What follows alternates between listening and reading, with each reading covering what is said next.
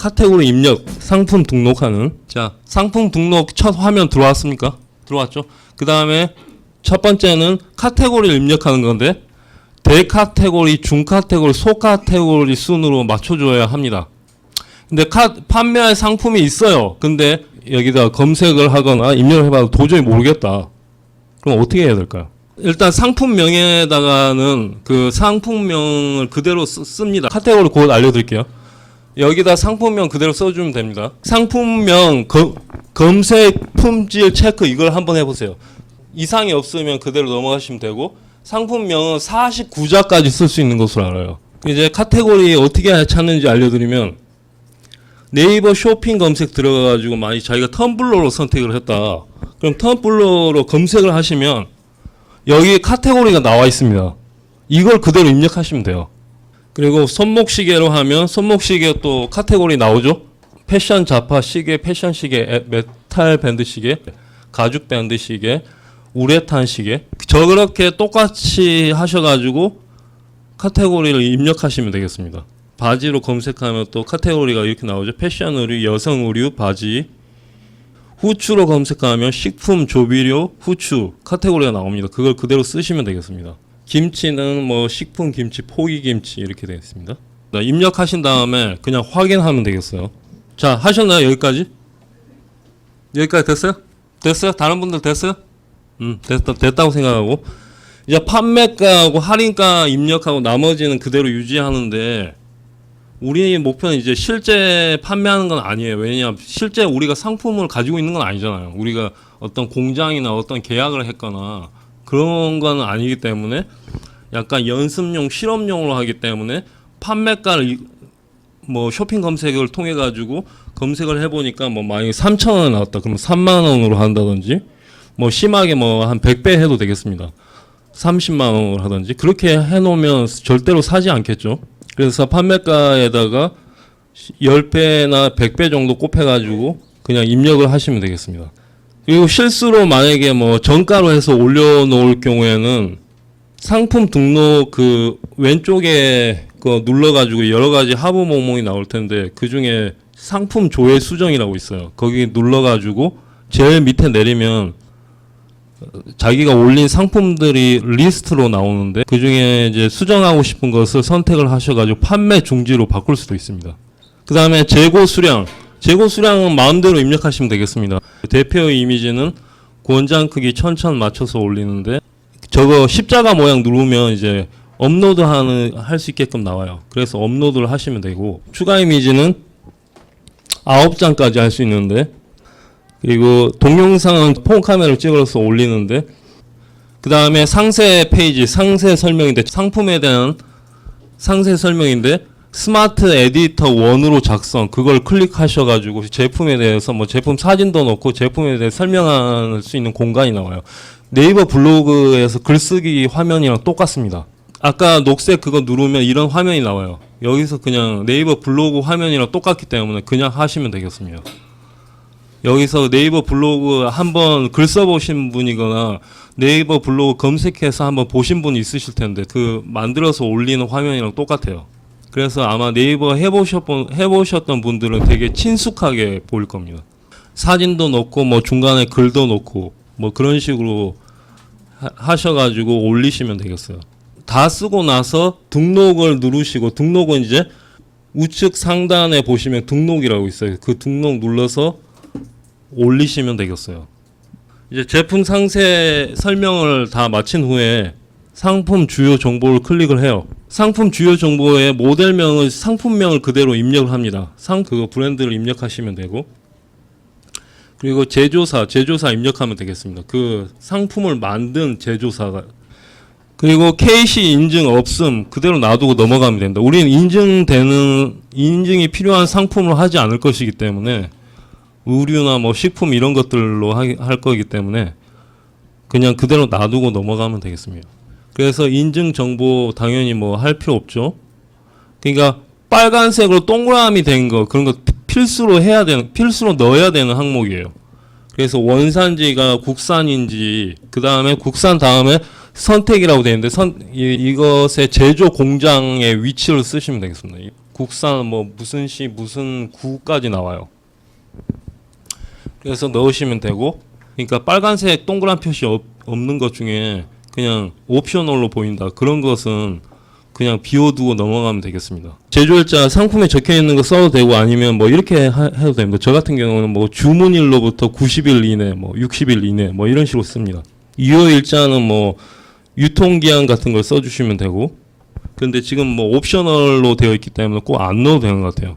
그리고 미성년자 구매 가능, 그대로 써져 있는 거 그대로 놔두고 그냥 넘어가시면 되겠습니다. 상품 정보 제공 고시에 대해서 알아볼게요. 상품군을 선택을 해줍니다. 저는 뭐 가공식품으로 했어요. 저는 가공식품으로 선택을 했고, 그리고 제품명 그대로 써주고, 위에서 썼던 거 소금에서 뭐 어떤 것을 첨가를 해가지고 새로운 소금을 만들었다던가, 그러면 가공식품이 되겠습니다. 소금을 넣고 생산자, 그 소금을 만든 생산자 그 회사 이름을 써주면 되겠어요. 그 소재지는 그 소금을 만드는 제조 공장의 위치를 써주면 돼요. 보통 제품에 다 써져 있는 것 같습니다. 제품을 구매하시거나, 여러분 뭐 올리브영이나 뭐 롯데마트 가서 사진 않더라도 가서 분석을 조사를 해보면 다 써져 있어요. 제조년 월일, 그게 안 써져 있으면 뭐 제조일로부터 30일 이내 간단하게 써도 되겠습니다. 품질 기한은 이제 유통 기한을 얘기하는 건데, 뭐 써져 있는 대로 하시면 되고, 그 내용물의 용량은 몇 그램인지, 수량은 몇 개인지, 뭐 한 개 들어있는지, 뭐 10개 들어있는지, 뭐 그런 거 있잖아요.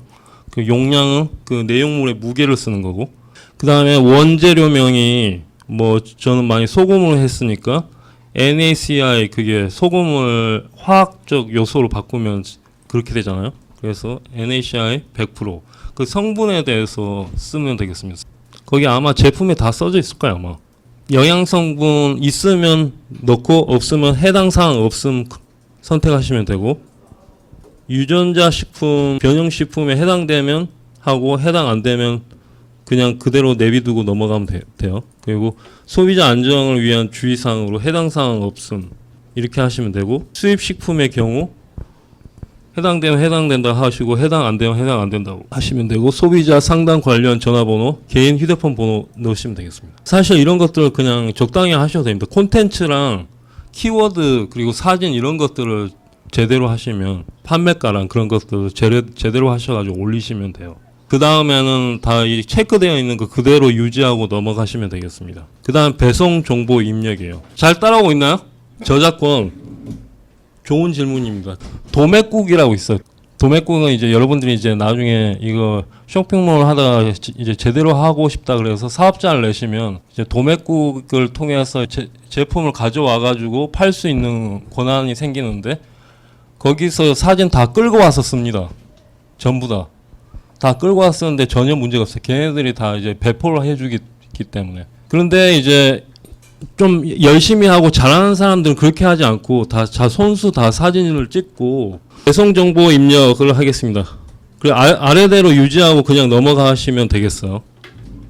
그 배송 여부는 뭐 배송 없음 돼 있으면 배송으로 하시면 되고, 다 택배 배송을 하니까 우체국 택배나, 이게 빨간색으로 돼 있는 건 다 하셔야 돼요. 선택하셔가지고 우체국으로 하실 건지 그냥 그 중에 하나 선택하시면 되겠습니다. 일반 배송, 그리고 묶음 배송 가능, 그렇게 선택하시면 되겠습니다. 상품별 배송비, 보통 저 같은 경우는 5만 원 이상짜리는 무료로 하고, 그 밑에 것들은 그냥 3,000원이나 4,000원, 보통 이제 배송비 요구하는 대로 그냥 올려요. 그리고 나머지 비워놓고 별도 설치비 없음 해놓고, 상품 출고지 이제 이때 입력을 하시면 되는데, 자기 집 주소 하시면 되겠습니다. 그래서 만약에 한진 택배사로 하는 경우에 반품 배송비 4,000원, 교환 배송비 8,000원 입력하시면 되겠어요. 그리고 반품 교환지도 자기 집 주소로 하면 되겠습니다. 그리고 AS 전화번호는 자기 휴대폰 번호 쓰시면 되겠습니다. AS 안내 이렇게 쓰시면 좋아요. 반품하시기 전에 반드시 판매자에게 전화, 문자 하셔서 반품 이유, 반송 비용, 택배사, 반송지 등에 관해 협의를 먼저 하신 후에 반품을 해주시길 바랍니다. 이렇게 써주시면 그 반품하려는 분이 이거 보고 다 전화하더라고요. 추가 상품은 무시하시고, 원래 이제 추가 상품은 같이 판매할 경우에 좋은 제품인데, 만약에 자기가 연필을 판다고 하면 공책이랑 같이 판매를 하면 시너지 효과가 있기 때문에 그런 전략으로 많이 씁니다. 자기가 이불을 판매하고 있다면 베개를 추가 상품으로 넣던가 그런 식으로 조합 형태로 해서 추가 상품에 등록을 해서 판매하는데 구매 혜택 조건을 클릭합니다. 최소 구매 수량 이런 건 그대로 놔두시면 되고 복수 구매 할인, 포인트, 그리고 사은품, 그리고 이벤트 이런 것들은 써주시면 돼요. 나중에 수정 얼마든지 가능하고 그리고 검색 설정입니다. 이 검색 설정 뭐 만약에 우리가 시계로 했다 그러면 손목시계, 나무 손목시계 그러니까 여기다가 태그 직접 입력 이걸 클릭을 하시고 여기다가 뭐 키워드 관련된 걸 넣으세요. 넣으면 뭐 여 밑에 뜰 거예요. 얘네가 가지고 있는 것 중에 키워드로 등록할 수 있는 후보들이 뜹니다. 만약 시계를 자기가 제품이 시계를 하면 시계를 입력하면 관련된 키워드가 여 밑에 뜰 거예요. 그것들을 하나하나 선택을 하셔가지고 입력을 하시면 되겠습니다. 그래서 10개까지 할 수 있어요. 그래서 다 입력한 다음에 검색에 적용되는 태그 확인 이걸 한번 눌러보시고 별 문제 없으면 그냥 넘어가시면 되겠습니다. 노출 채널로서 이제 상품 노출 매체에 관한 것인데 노출 채널 누르시면 이제 스마트 스토어 당연히 체크를 해야겠죠.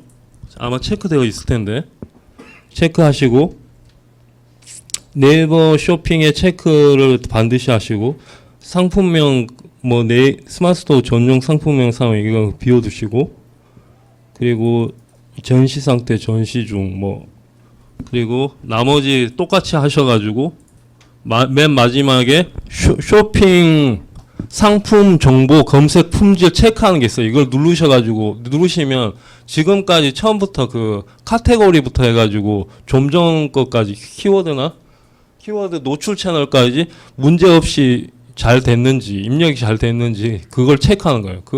이걸 체크해서 별 문제가 없으면 저장을 하시면 되고 뭔가 문제가 있으면 그 해당 부분으로 갈 거예요. 그러면 이제 거기 가서 수정을 하시면 되겠습니다. 그리고 저장하기를 누르시면 여기 말로는 2시간에서 8시간 그 시간 안에 그 네이버 쇼핑의 검색에 반영이 된대요. 그럼 여기까지 하면 끝이에요.